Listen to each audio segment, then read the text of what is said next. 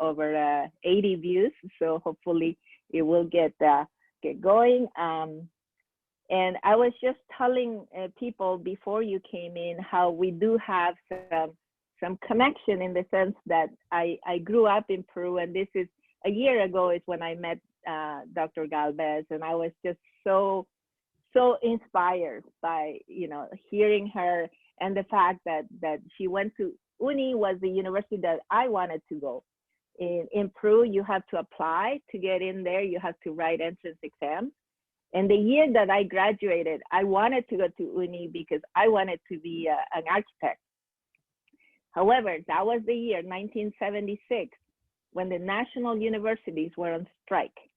So they did not have entrance exams that year. So I could not go to UNI, but I did, the private universities had exams, and the next best engineering university after UNI is the Catholic University of Peru.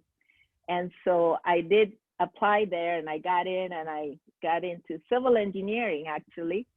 And I was, I believe, one of 100 students in that, in the just the civil area. There were 1,000 students that had been admitted to the engineering program, and there were only 10 females, and I was one of those. But I changed my mind, and I liked more medicine, so then I ended up going to the National University of Trujillo in medicine. But so many connections, and being in Canada and doing my graduate studies here, I thought, I have to have Dr. Galvez here to tell us her story and her science.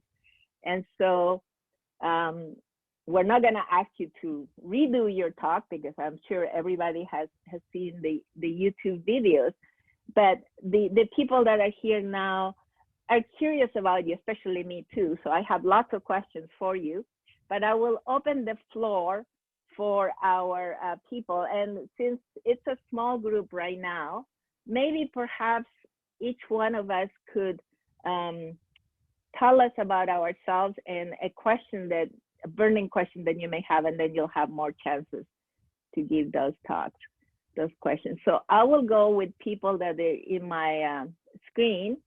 Eric Flavel is next. So maybe Eric is a community member. He's active with the Green Party. So maybe Eric, you wanna introduce yourself and maybe have a question? And first, yeah, you will need to unmute yourself. Okay, while Eric is doing, okay, can you do that quickly or?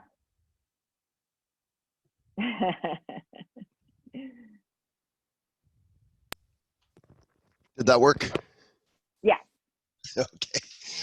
Thank you, Dr. Lee. I'm a local Abbotsford fellow for 30 years. I run consistently in the civic and the provincial elections. Provincially, as Dr. Lee said, I represent the Green Party. I'm also the treasurer of the Provincial Green Party. And I've been attending some of Dr. Lee's seminars like this for some years now. And this is, I was quite overwhelmed with Dr. Galvez video. I didn't know how to come out of that. So at some point when appropriate, I have a question about building codes, but that's the best I could come up with. It was just quite amazing. Thank you.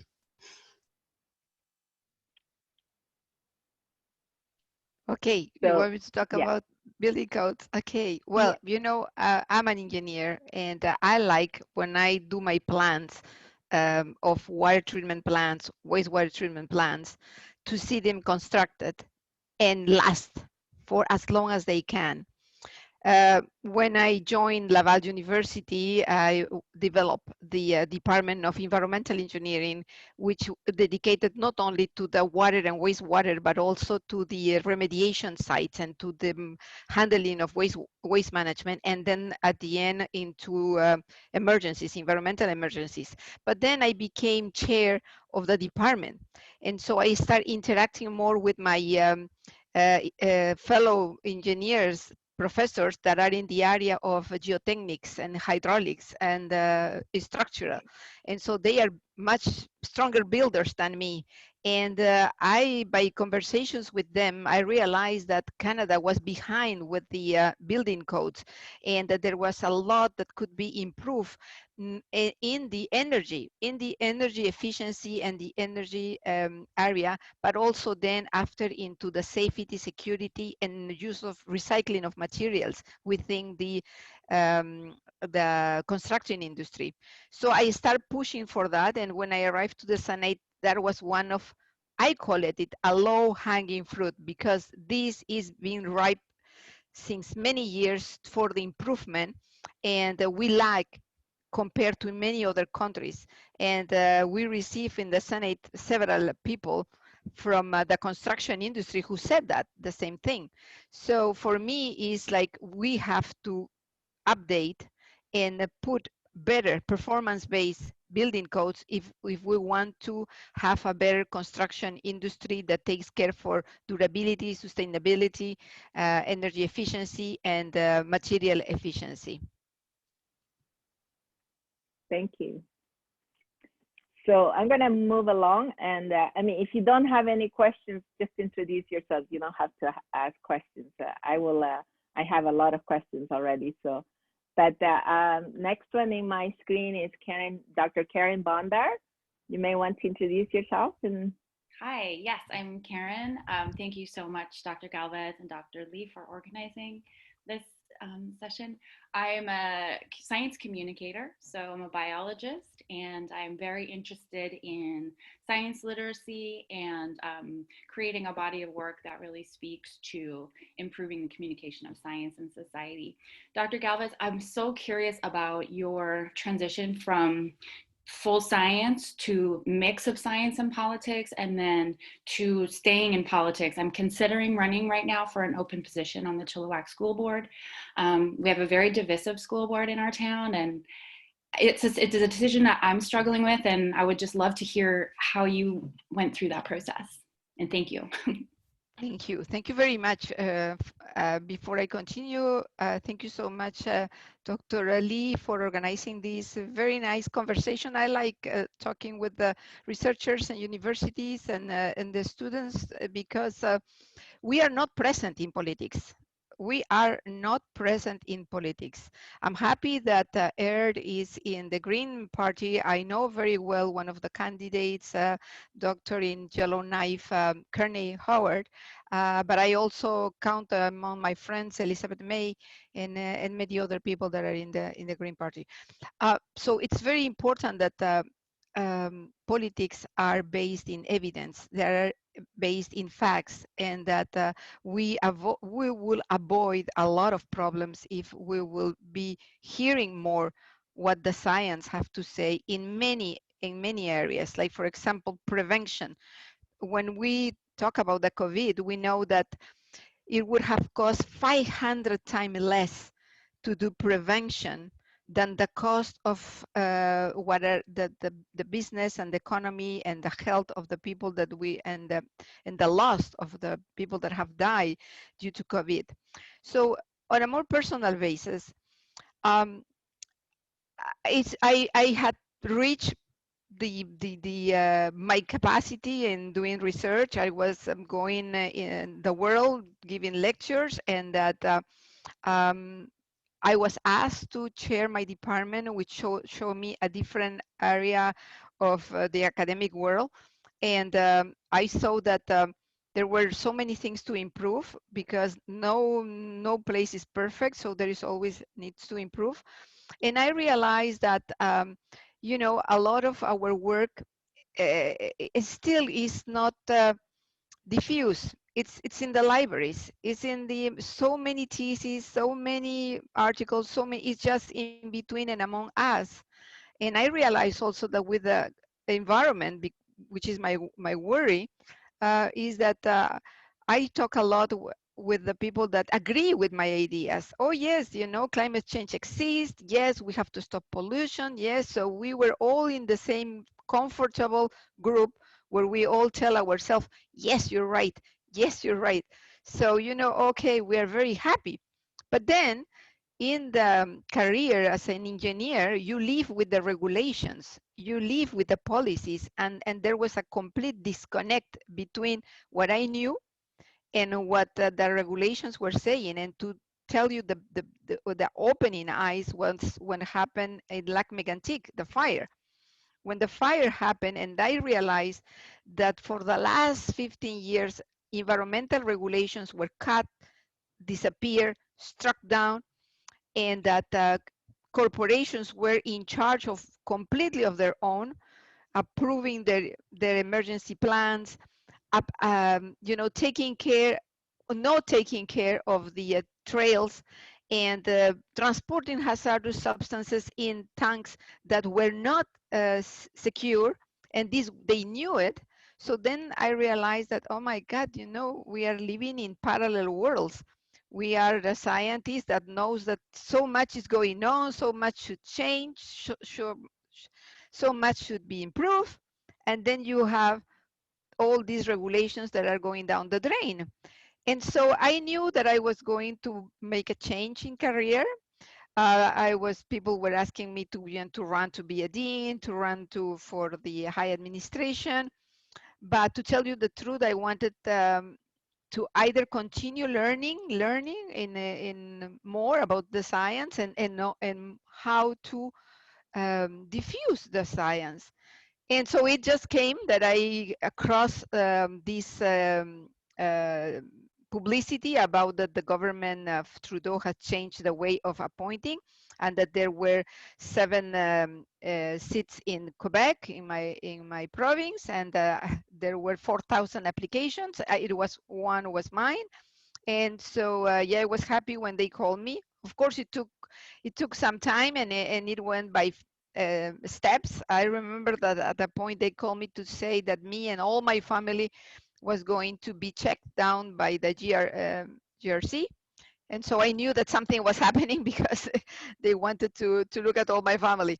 So and then I received a call from Justin Trudeau, who asked me if I accept to become a senator. And the reason that attracted me that it was that I was going to be independent, that I'm not affiliated to any party, and that I can speak my mind. And so far, yes, it's true. It's not as I thought that it was going to be easier. No, it's very tough because there are still a lot of climate change deniers. There are still a lot of people that are ready to tolerate pollution at big and high stakes. Because there is a lot of people that don't care about the inequality that is rising in our country. And so it's tough. And I am at the Senate the only engineering, the only scientist, and the only woman from Latin America. And sometimes it's heavy, but well, that's where am I, and so I'm not going to complain, and I'm going just to keep working. Thank you so much. Thank you for your answers. You're welcome.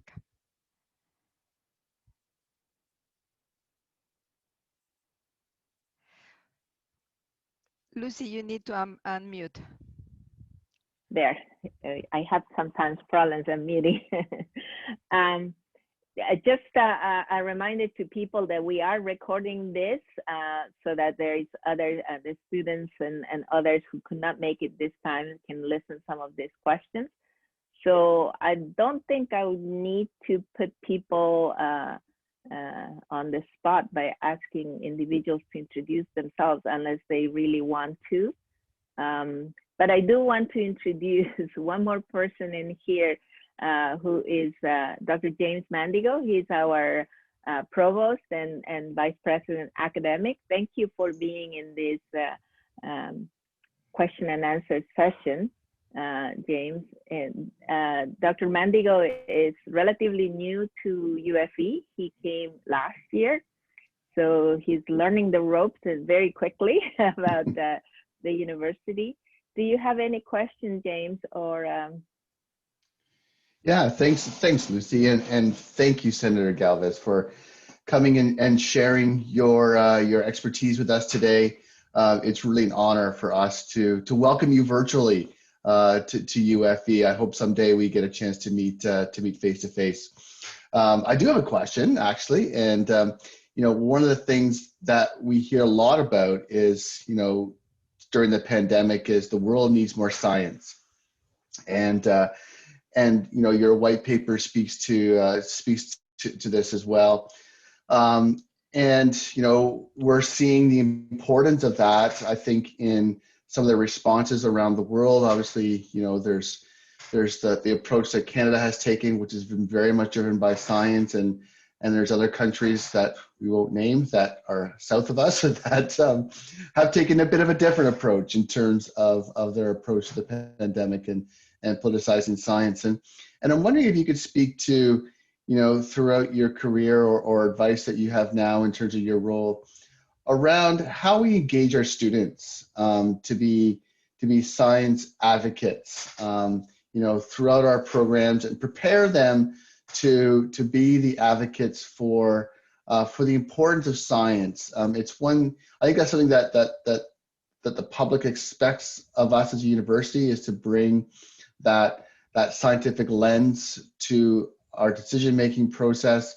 It's very, you talked about being an independent and how, and I think that's really important, in terms of not having a political agenda, but having an agenda that's rooted in science and evidence. And so how might you look at, what would be your advice for us as we try and engage more of our students in being our science advocates and science champions in our society? Great question. And myself, I have seen an evolution on this aspect and this area. If we go to UK, the scientists now, they are so well organized in so many groups, and they are going outside in and marching and joining manifestations. And some people think that that's too much of extreme. We have seen in the past scientists, especially government scientists, receiving memos saying, you cannot talk about this, you cannot talk about that. Myself, I can tell you that in my province here, during those years, I was going to conference, and before going to conference, I will receive emails from my colleagues in the government saying, could you please say this during your presentation? Could you say, because they felt that they were going to lose their jobs, which was only what they have found or what the science was saying at that time, So you say, how we infuse these to our students? Well, our students is like our children, and they model the parents. So it's by modeling, is by becoming mentors, by supporting them morally, and by giving them, leading by example, and saying what we need to say. Right now in my school at Laval University, there is a group called Des Universitaires. It started with 4 people. Now I think we are 200, and they have a position in which is climate change, and they are against new projects in fossil fuel. People will say, "Oh, that's extreme." But when you hear the people that are doing the modeling with the emissions, then you realize that, well, we've been calling it transition for the last 15 years, transition. And I was explaining, I think just yesterday, that for a transition to be called transition, it has to have a start day and an end day, and usually it's at a small period of time. We are been talking about transitions for the last 15, if not 20 years. So now we better talk about transformation, because the pace, now is the pace that is important. And we are running out of arguments. People of my age could say, my parents didn't know, my grandparents didn't know, didn't have the knowledge. Then, okay, they didn't have the means, there was no enough money, the technology was not there. But my generation cannot say nothing. All these arguments are all gone. So what is the real reason? And when you see that there are funds for some areas, but not funds for other areas, like for example, one example is being since 2005 that different governments, I don't remember who was in power at that time, said that our subsidies to fossil fuel are very inefficient, and more that these subsidies are a factor in increasing inequality, and that these subsidies too has been used mostly to enrich big corporations that are not even Canadian. So at the end, you have a lot of reasons, and that's why since 2005 they say we have to change and reform the way we give subsidies. At the beginning, to tell you the truth, because it's an evolution, you start thinking, I used to say, before being senator, I used to say that I was very proud that the renewable energy sector didn't need subsidies, because that proved that the industry was robust, was resilient, was independent, and it was very good. And if we had the time, the transition, great, fantastic. But the thing is that they didn't receive any help, any assistance, anything. They developed everything with academics and with the private industry. And that now they are competing with an industry that has been subsidized for the last 50 years. And it in terms of economic, in terms of social, in terms of technical, in any argument, this is not sustainable. This is not good. And um, and so therefore, when we know some things, we have to say. Another thing that I say, for example, with respect to oils, I've been in the presence of the big powerful lobby of the oil and gas, and they sometimes they say that all oil and gas are the same. Well, I'm sorry, that's my field, and I know. I have studied the petrochemistry, of the oils, and not oils are the same. There are unconventional oils and there are conventional oils. There are very light oils, such as the one that explodes in Lake Megantic, because it couldn't hold the pressure inside the tank, and that's why it was the equivalent of 116 nuclear explosion. It's very different than the dilbit that we extract from Alberta, which is very viscous, which has sand, which is acidic, which has sulfur chloride. And so when we transport these oils in pipelines and in train tanks, and if there is an accident, they behave completely different. So the people that are ready to do the firefight or the cleanup, they go with the same equipment, they go with the same tools. Well, guess what? These two oils behave in a complete different way, so you cannot use the same thing. So last year when we were in discussing about oil spills in the Arctic, and people of the cheap tankers, I was asking, what is what you carry with you for a spill? And they were saying this. Well, this is good for this type of oil, but not for this type of oil. What type of oil do you transport? And they say, oh, we transport all these 40 types of oil. So I find that it's very practical in my capacity as a senator to know, because they cannot come and tell me things. There was one person that came and forgot to put the Deep Horizon event in the list of oil spills. And I don't I don't want to get upset, but I remember that I was so surprised that this person, an engineer from a corporation, will dare to show a graph in which the Deep Horizon case, which is the worst in the last, I don't know how many years, and that the way they control the spill which is in many kilometers down the floor ocean, was not the right one to do it. And they just say well, they don't count it. It is unacceptable. So it is good when somebody that knows, then they can tell them, and even scare them, because I said, why is not there? And he reacted. So I said, you're an engineer. You have signed. You have give a nod for the protection of the public, of integrity and of ethics.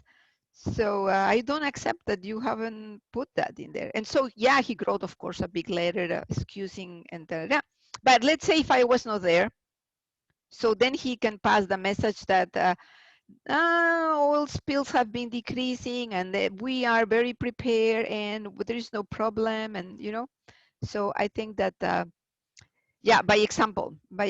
So to come back to your question, yes, we can we professors, we enjoy tenure. It's not easy to throw us out of university. We are very fortunate. And so among all the other professions, we are in a very, very nice situation where we can raise our voice and talk and speak of what we know, and we should. It's a great point. It comes with responsibilities too. Yeah, exactly. Absolutely. Well, thank you very much for sharing that, and thank you for your being a science champion for Canada. It's so inspiring. Thank you. Thank you. Thank you. We next have Dr. Jonathan Hughes. He's the director of the School for Land Use and Environmental Change at the University of Fraser Valley. Jonathan? Hi, how are you, Dr. Galvez, Senator Galvez? It's an honor to be here with you this morning. A question I have for you is, I was reading recently about sort of the impact of capitalism and a capitalistic system to be able to incorporate the change that's necessary to tackle these issues that science has identified as problematic: climate change, pollution, et cetera. And you have a grasp of the science, certainly, and a grasp of the politics. And I wonder your thoughts on can these solutions be found within our contemporary capitalism, and if they can't, how do you see that we might be able to move to a system that can support the kind of change that's necessary? Thank you. Thank you so much for the question. And yes, it's a very interesting and important question. I remember in my first years of engineers when the criteria to construct was whoever had the lowest cost. Projects were chosen depending on whether they were just the lowest cost. It didn't matter whether they were completely technically sound, and it was actually not important what was, if it was going to fit 100% of the social objective. Let's put a tunnel, a subway, or even a whatever project.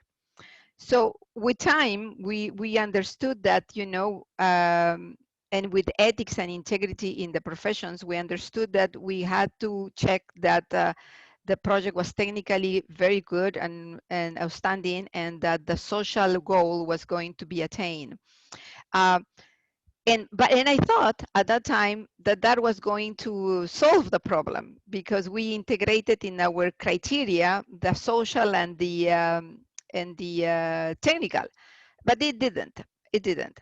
So it's true that at the end, still in today's is the economics, and is the economic model that at the end rules what is where we are going.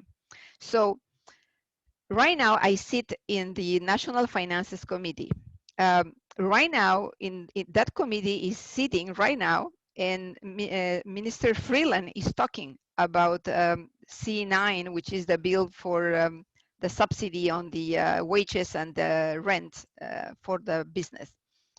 And we have had many of these meetings, and I don't remember how many times I have said, do you think it's logical that we promote infinite economic growth model in a planet that has only finite resources? Does it make sense? Is it, you know, for somebody, does it balance? And of course it doesn't. So the second question is, okay, so the model that we use is not a good model. So how do we change it? And the minute we start talking about economic models, immediately people will say, oh, are you talking about socialism? Are you talking about communism? And I said, no, we are talking always about capitalism because we are here. Everybody here is on the right side. There is, you know, you have had to live in countries such as, you know, Cuba or in the Eastern European countries to know what is really being socialist or communist. But here, everything is market driven. Everything is a lot of freedom for corporations. So we have to work within the framework that we have. But having said so, there are new concepts within our model that can be implemented in order to correct the deficiencies of the model. And I'm talking about, for example, sustainable finances. Like if people start declaring, you know, what is the footprint of their activities, the carbon footprint. If people start declaring what is the climate risk that they have, because a lot of industries are going to be full with stranded assets because look at the petroleum right now. The oil went in March was minus $36 the barrel.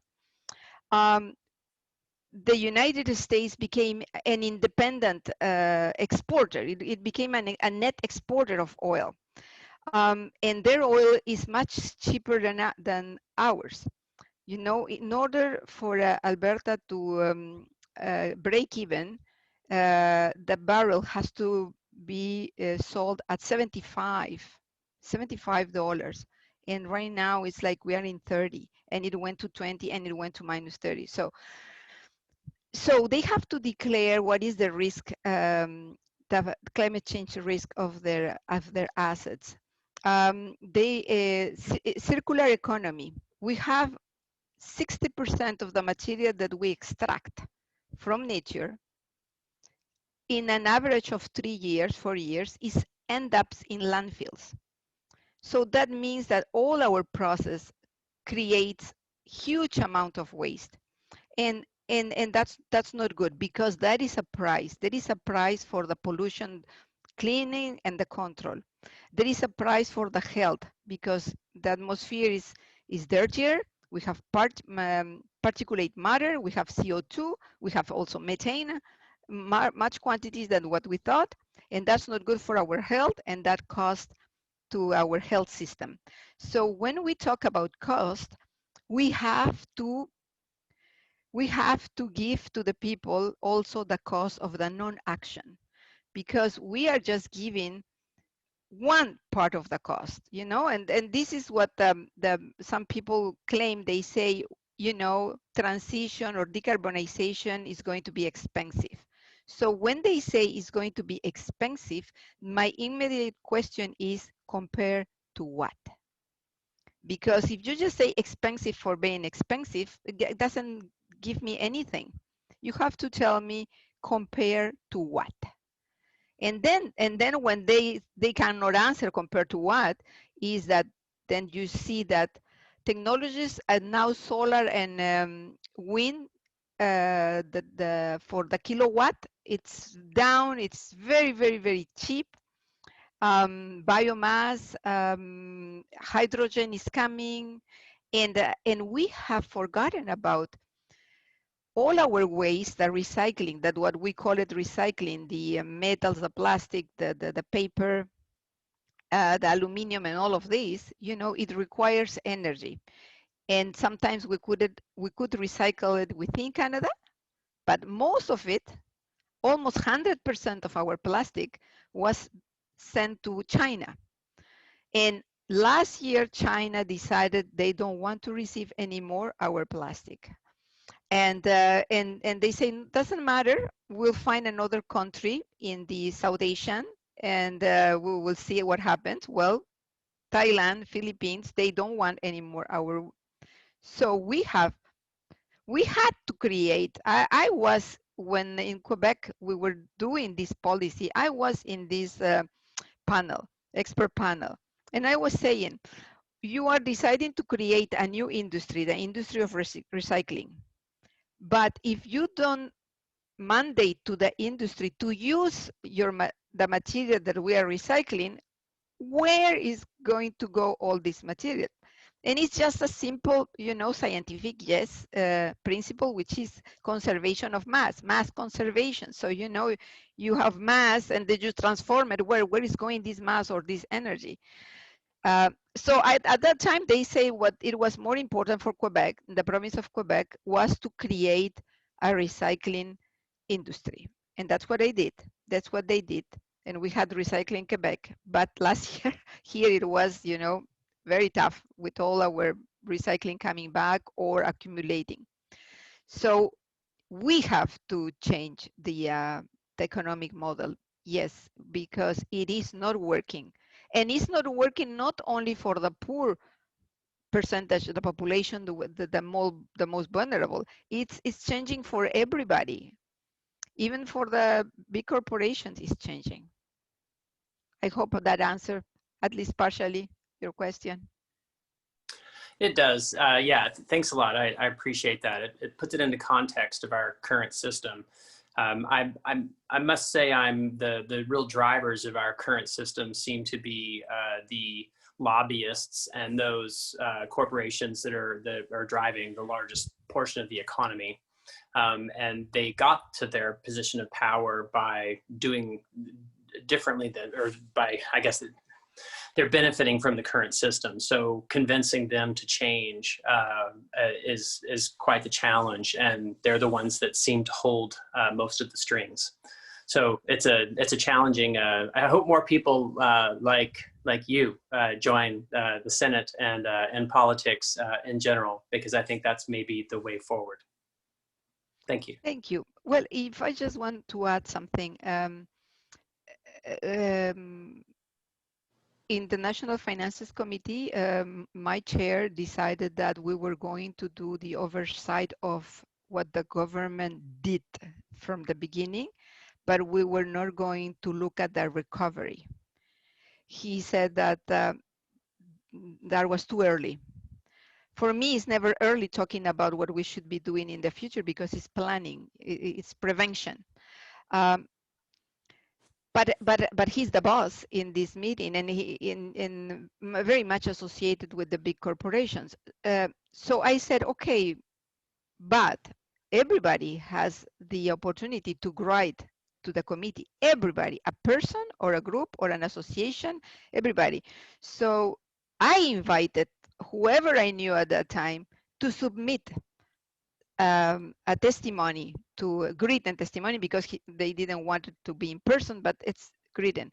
So my paper that you have the copy present those testimonies of these people. So at the end, it's like we have to dare to say the things and to put it in written or in verbal, and in one of them, we learn about this lobbying, the corporations meeting with the government outside the framework of the Lobbying Act, because we have a Lobbying Act that says that every time I meet with somebody, it has to be registered about what we talk, how long we talk, and if I receive anything from them.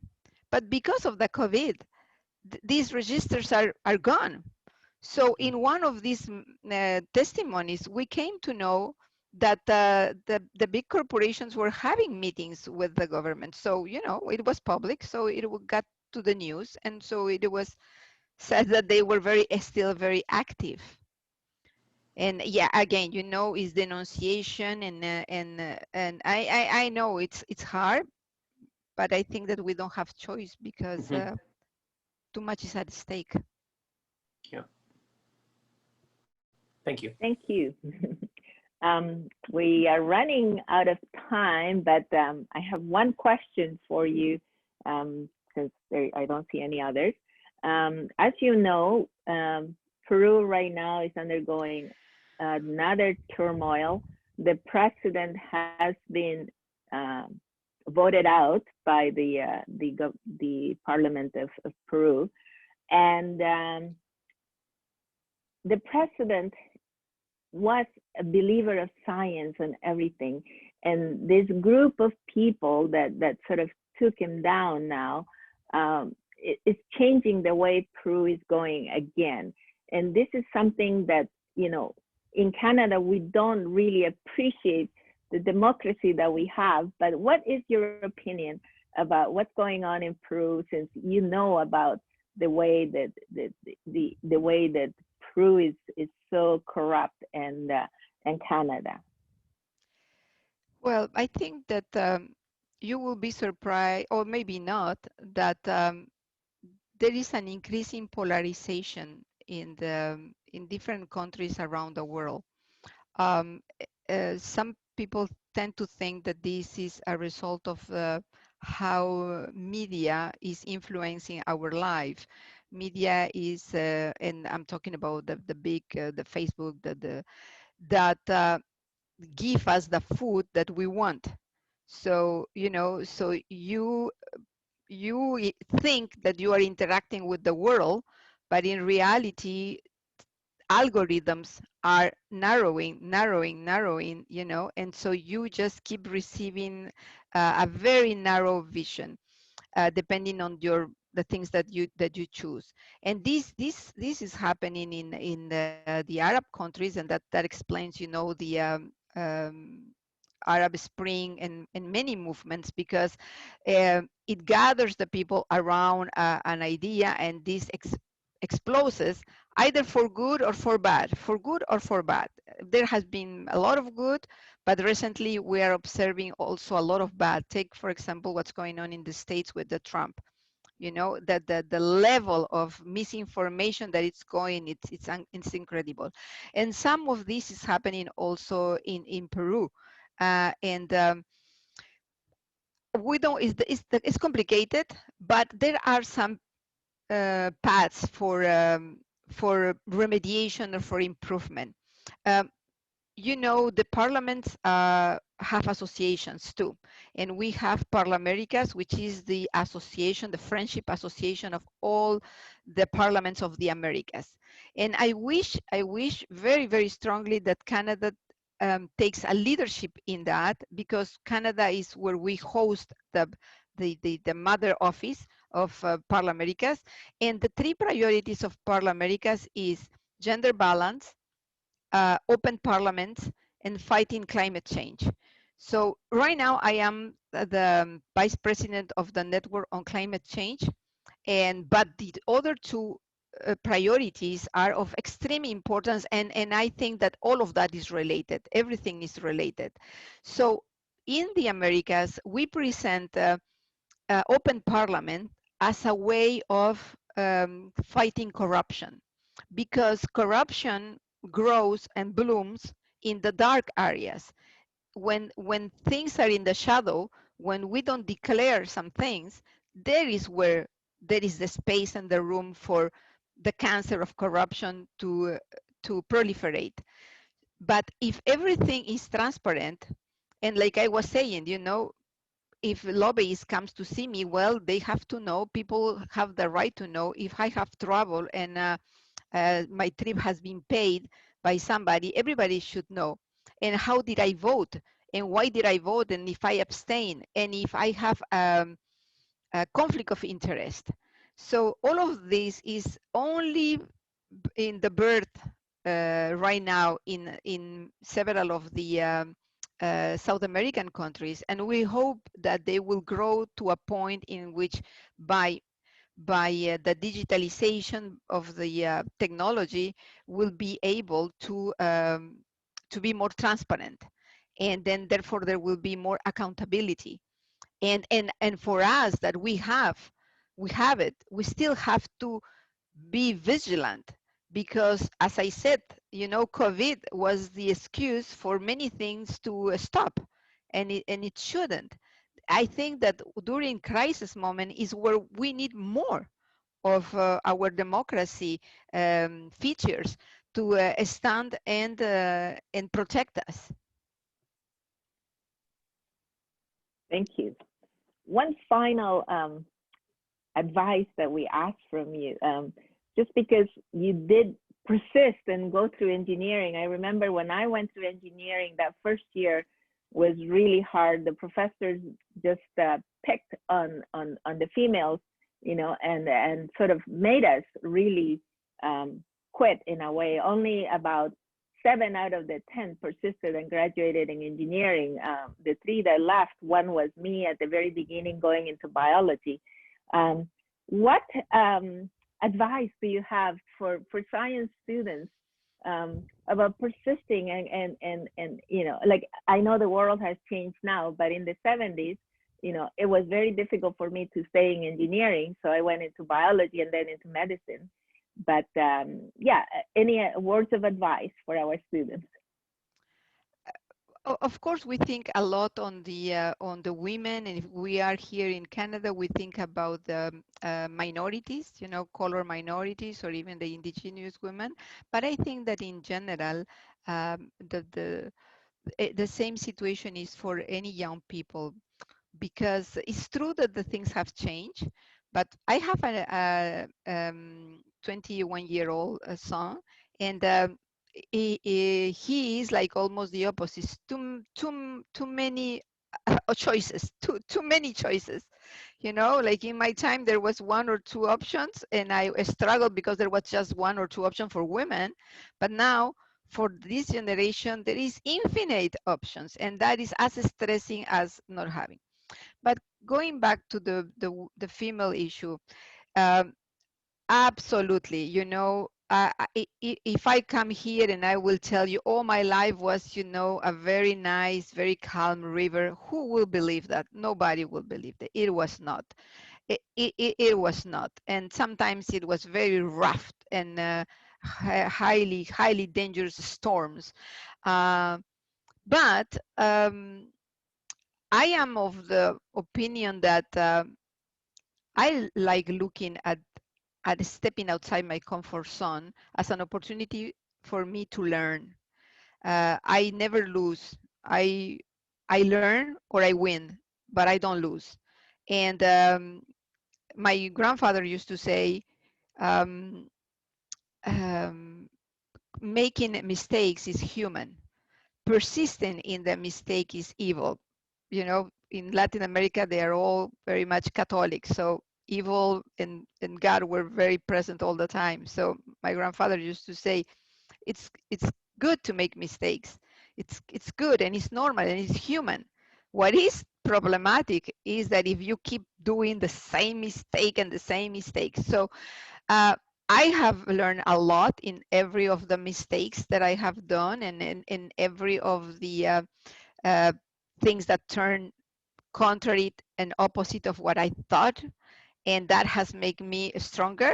And I will end by saying that I like the salmon because I'm always like a little bit of swimming against the current, but that has made me gain some muscle and thickening my skin. So I could keep my cool and my calm when the person in front of me is run out of arguments and start just shouting because he doesn't know anymore what to say. So I just am calm and I just give him more arguments. And so right now it's more like normal. At the beginning, probably I was nervous, but right now it's like, okay, say what you have to say, and I will tell you what I know, and then we'll continue. So yes, so persist. We learn a lot, and we improve, and then without knowing, we are in a place, and then people are telling, oh, how you are in this place, but you didn't even notice that you were in that place. Thank you very much. It is too bad that this is virtual because right now the salmon are running here, and it would have been great to show you, the salmon run. Yeah, time Anyways, is. yeah. Thank you Thank so you much. very much. Yes. And on behalf of the university and the community in the Fraser Valley, we just want Good to luck to everybody in your professions and your projects. Keep safe and healthy. And hopefully, yes, I will be so glad to go visit you one day in person because it looks beautiful where you live and where you work. thank you. Take care. Thank you so Bye, much. everybody. Bye-bye.